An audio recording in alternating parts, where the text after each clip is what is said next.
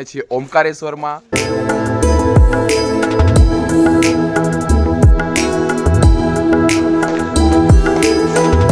રાતે છે ને ભગવાન શિવ અને પાર્વતી 64 પાસા રમે છે। મંદિરના પૂજારી અને રાતે હરખામગીરી પછી સવાર ઉઠે તો એ એકદમ અલગ હોય। પછી અહીંયાથી રમીને પછી એ મહાકાલમાં ભસ્મ આરતીમાં જાય છે।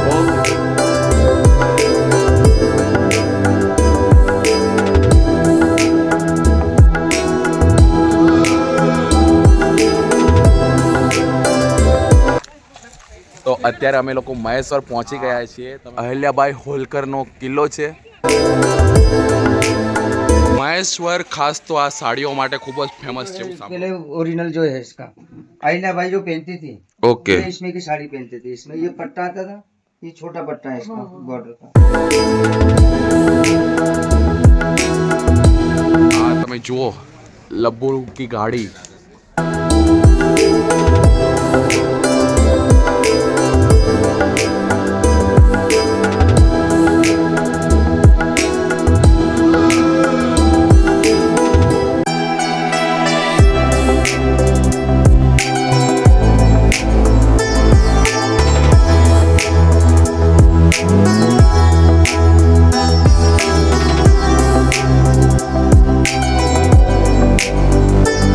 માંડવ પહોંચી ગયા છે અને તમે મારી પાછળ જે જોઈ રહ્યા છો તે છે રાણી રૂપમતીનો મહેલ।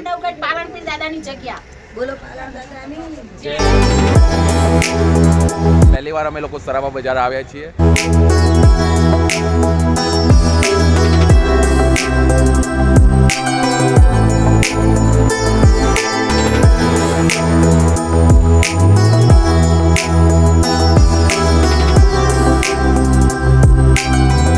Hello guys, welcome back to my YouTube channel Surati Lala. આજે છે ડે 4 અને અત્યારે અમે છીએ ઓમકારેશ્વરમાં।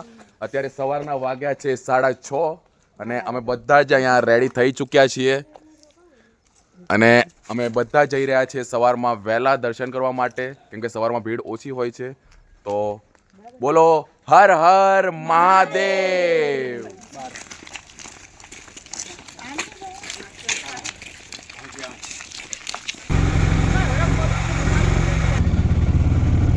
ઓમ નમઃ શિવાય। આજે અમે આવ્યા છીએ મધ્યપ્રદેશના પવિત્ર સ્થાન ઓમકારેશ્વર, જ્યાં સ્થિત છે શિવના બે અદ્ભુત સ્વરૂપ ઓમકારેશ્વર જ્યોતિર્લિંગ અને મમલેશ્વર જ્યોતિર્લિંગ। ઓમકારેશ્વર ઇન્દોરથી લગભગ 75 કિલોમીટર દૂર છે। આ છે માં નર્મદા। નર્મદા નદી વચ્ચે આવેલા માંધાતા દ્વીપનો આકાર ઓમ જેવો છે અને એથી જ આ સ્થળનું નામ ઓમકારેશ્વર પડ્યું।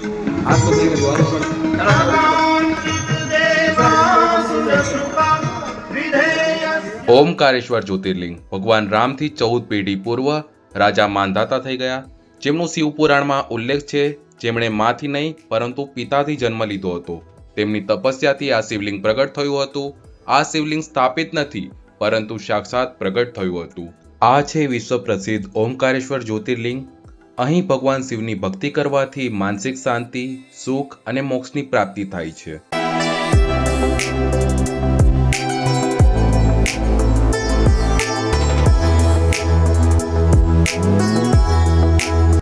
રાતે છે ને ભગવાન શિવ અને પાર્વતી 64 પાસા રમે છે। મંદિરના પૂજારી અને રાતે હરખામગીરી પછી સવાર ઉઠે તો એ એકદમ અલગ હોય। પછી અહીંયાથી રમીને પછી એ મહાકાલમાં ભસ્મ આરતીમાં જાય છે। ઓકે, થેન્ક યુ ગોટુ આટલી માહિતી આપવા માટે। હર હર મહાદેવ। અમે ઓમકારેશ્વરના દર્શન કરી લીધા છે। હવે અમે લોકો જઈ રહ્યા છીએ મમલેશ્વર। અહીંયા બે શિવલિંગના બે અલગ અલગ વિભાગો છે અને અમે અત્યારે એટલા અર્લી આવ્યા છીએ કે અહીંયા બધી જ દુકાનો બંધ છે। ગણીને માંડ 5 થી 10 જેટલી દુકાનો ખુલ્લી હશે। બાકી તમે જોઈ શકો છો આખું માર્કેટ આ એરિયો છે, પણ બધું જ ક્લોઝ છે। કરણભાઈ, સવારમાં વહેલો ઉઠીને કેવું લાગે? Feel very good. Okay, Karanbhai થોડું ઇંગ્લિશમાં બોલશે કેમ કે આપણો બ્લોગ તો ગુજરાતીમાં જ છે। પૂજાભાઈ, તમને કેવું લાગે છે? સારું લાગે। હા, આ ગુજરાતી છે સચિનના।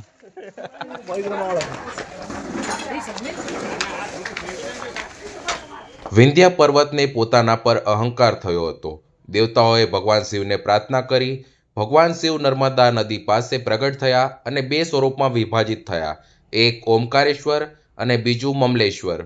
મમલેશ્વર એટલે મમ એટલે મૃત્યુ પ્લસ ઈશ્વર, અર્થાત મૃત્યુ પર વિજય મેળવનાર શિવ એટલે જ તેને અમરેશ્વર પણ કહેવામાં આવે છે.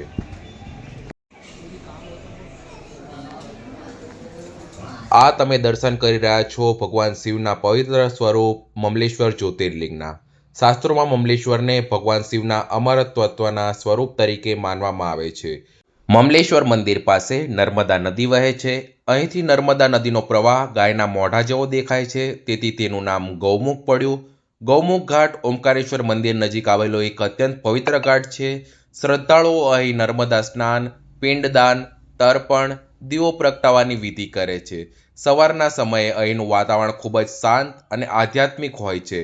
નર્મદા સ્નાન અને દર્શનથી જીવન પવિત્ર બનતું હોય છે. અહીંયા અમે ઓમકારેશ્વર અને મમલેશ્વર દેવ શિવલિંગના દર્શન કરી લીધા છે. હવે અમે લોકો બહાર નીકળી રહ્યા છે. તમે જોઈ શકો છો કે હવે ધીરે ધીરે પબ્લિક પણ વધી રહ્યું છે અને બધા સ્ટોલ પણ હવે ધીરે ધીરે ખુલવા લાગ્યા છે.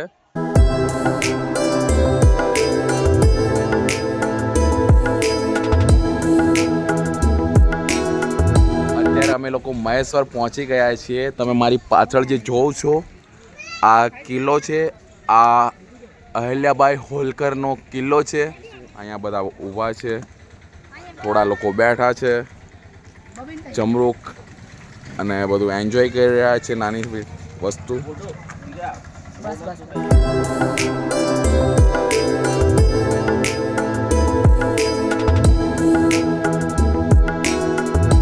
ઓમકારેશ્વર જ્યોતિર્લિંગથી મહેશ્વરની દૂરી 70 કિલોમીટર છે. મધ્યપ્રદેશના ખરગોન જિલ્લામાં આવેલું મહેશ્વર નર્મદા નદીના કિનારે વસેલું એક પવિત્ર અને ઐતિહાસિક શહેર છે. મહેશ્વર ખાસ તો આ સાડીઓ માટે ખૂબ જ ફેમસ છે એવું સાંભળવામાં આવ્યું છે. તમે જોઈ શકો છો બધી અવનવીઓ સાડીઓ છે અહીંયા. महेश्वरी इसको कहते हैं. महेश्वरी का जो ब्रांड आता है ओके. ये सिल्क महेश्वरी साड़ी का brand. सिल्क बाय कॉटन में इसका मतलब बाहर वो रहता है. कॉटन सिल्क मतलब कॉटन रहता है ना, बाहर को मतलब वो सिल्क का आता है. इसको महेश्वरी का लोकेशन बोलते हैं. ओके, इसलिए इसका नाम Maheshwar. Okay okay okay. Maheshwari का पैटर्न ओरिजिनल में ये भी चलता था.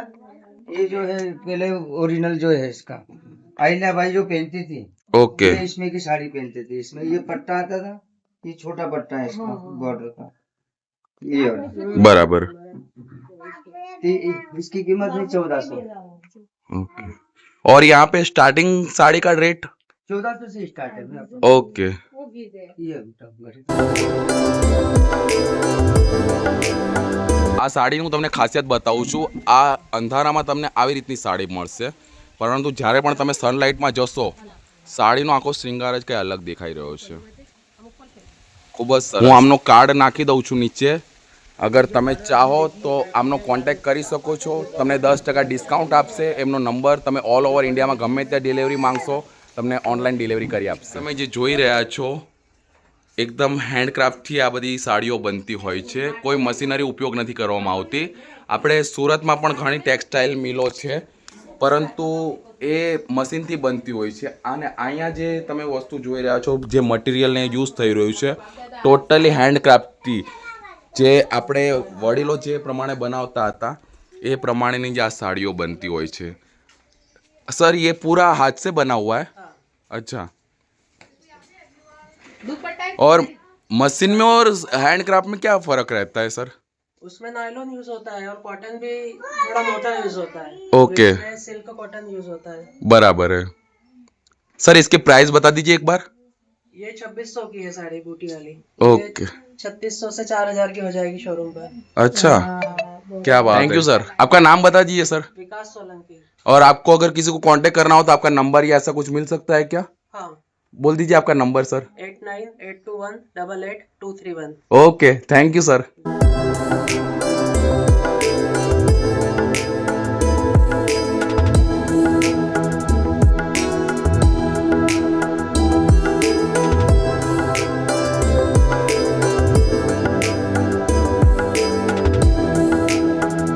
થોડું ચાલતા ચાલતા અમે આવ્યા છે લબ્બુસ કેફે એન્ડ લોજમાં, જ્યાં બધું ખાવાનું મળતું હોય છે. હજુ આગળ ઘણું ચાલવાનું છે.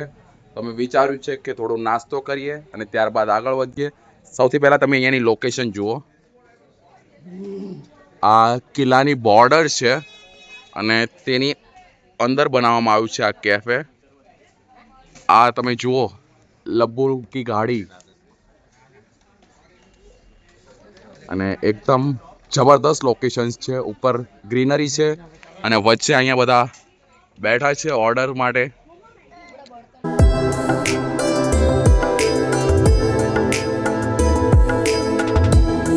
રાણી અહલ્યાબાઈ હોલકરે 18મી સદીમાં મહેશ્વરને પોતાની રાજધાની બનાવી હતી.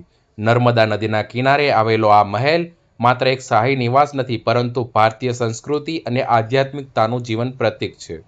માન્યતા છે કે રાણી અહલ્યાબાઈ અહીંથી રાજ્ય વ્યવહાર ચલાવતા, દરરોજ નર્મદા પૂજા અને શિવ ઉપાસના કરતા. સમગ્ર ભારતભરમાં મંદિરો, ઘાટો અને ધર્મશાળાઓનું નિર્માણ કરાવ્યું. અહલ્યાબાઈ મહેલની સ્થાપત્ય શૈલી મરાઠા અને રાજસ્થાની કળાનું સુંદર સંયોજન દર્શાવે છે.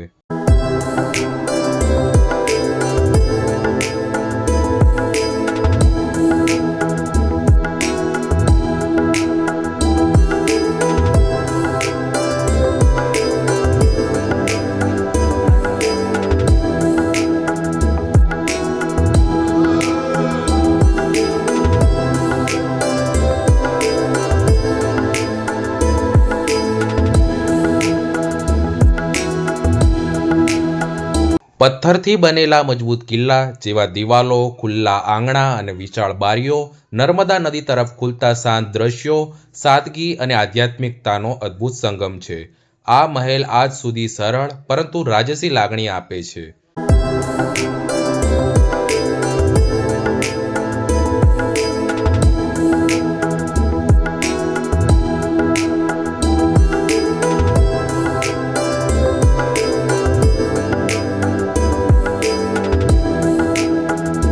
આ મહેલ સીધો નર્મદા નદીના ઘાટો સાથે જોડાયેલો છે.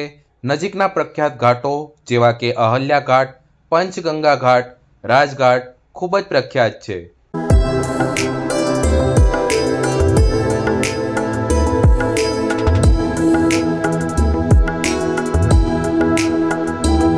આ મહેલમાં ઘણા ફિલ્મોનું નિર્માણ થયું છે, જેમ કે પેડમેન, દબંગ 3, યમલા પગલા દીવાના અને મણિકર્ણિકા.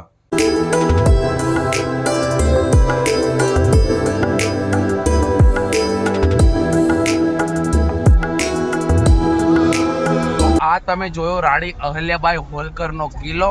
હવે અમે લોકો જઈ રહ્યા છીએ માંડવ, જે માંડવ તરીકે પણ ઓળખાય છે. મધ્યપ્રદેશના ધાર જિલ્લામાં આવેલું માંડવ વિંધ્યાચલની પહાડીઓ પર વસેલું એક ઐતિહાસિક અને રોમેન્ટિક શહેર છે.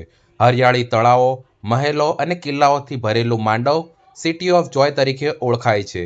માંડવનું પ્રાચીન નામ મંડપ દુર્ગ હતું. અહીં પરમાર, ખિલજી અને મુઘલ શાસનનો સમય રહ્યો.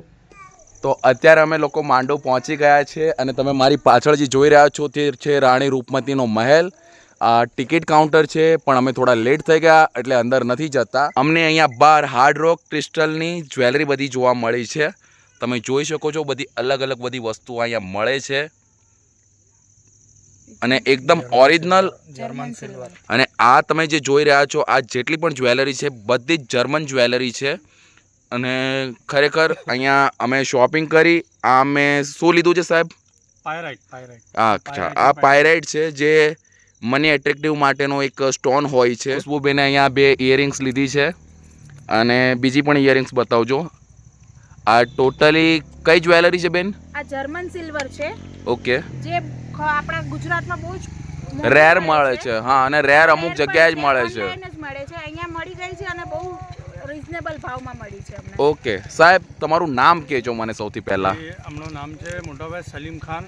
ओके. इधर हमारा खुद का एक क्रिस्टल का शॉप है और हम लोग रेगुलर रहते हैं यहाँ पर और एक्स्ट्रा ऑर्डिनरी कलेक्शन सेल करते हैं, वो भी फेयर प्राइस में. ખરેખર હું સાચું કહું છું, આવું કલેક્શન અમે કશે જ નથી જોયું. અમે આટલા વર્ષો સુધી અમે ઘણી ખરી જગ્યાએ અમારામાં સુરતમાં તો ચૌટા બજાર અને ઘણી ખરી બીજી ઘણી જગ્યાઓ છે, પરંતુ આવું કલેક્શન ઘણું જ રેર છે.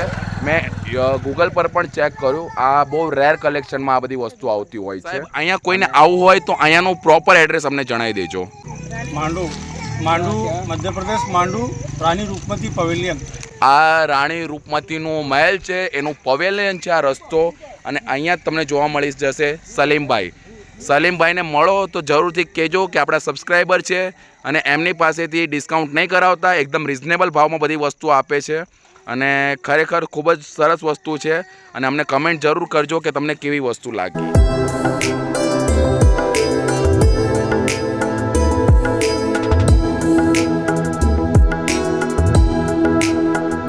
અત્યારે અમે લોકો પહોંચી ગયા છે માંડુના માર્કેટમાં અને અત્યારે અમે લોકો આવ્યા છીએ રામ મંદિરની સામે.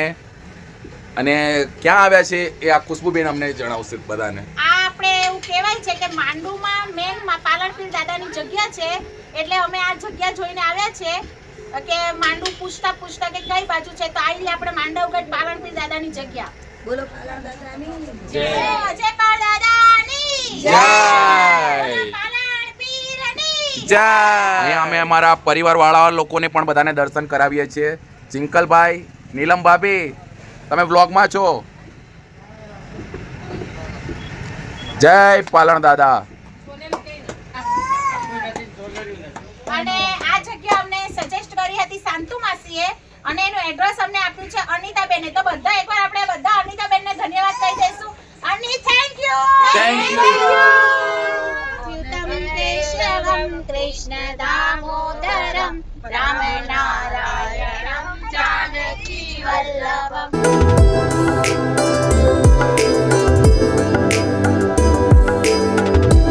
રાત્રે 10 વાગે અમે લોકો પહોંચી ગયા હતા ઇન્દોર અને અહીંયા આવી અમે લોકો ફ્રેશ થયા છીએ અને તરત જ અમે લોકો નીકળી ગયા છીએ સરાફા બજાર માટે. તો પહેલી વાર અમે લોકો સરાફા બજાર આવ્યા છીએ. અહીંયા સરાફા બજારમાં અમે એન્ટ્રી કરી ચૂક્યા છીએ. पाव भाजी है, पुलाव है, गड़ारू है, स्वीट कॉर्न, चना चाट, ઓકે सब फेमस है. ઓકે, તો અહીંયા બધું જ ફેમસ છે અને અમે અહીંયા પાઉંભાજી લીધી છે પહેલા સ્ટોલમાં. ચાલો હું તમને પાઉંભાજી બતાવું. આ અમે લીધી છે પાઉંભાજી. સરાફા બજારની ખાસિયત એ છે કે દિવસમાં જ્વેલરી માર્કેટ હોય છે અને રાત્રે ફૂડ લવર્સનું સ્વર્ગ બની જાય છે. સરાફા બજારનું નામ આવે એટલે મોઢામાં પાણી આવી જાય. ગરાડું, ભેલપુરી, સેવપુરી, ચીઝ ચાટ, પાણીપુરી, માલપુઆ, દહીંવડા, સાબુદાણા ખીચડી, જલેબી અને રબડી, દરેક સ્ટોલની પોતાની અલગ સ્ટાઇલ અને સ્વાદ છે. સરાફા બજાર ખુલવાનો સમય રાત્રે 8 વાગ્યાથી 2 વાગ્યા સુધી લોકોની ભીડ જોવા મળે છે.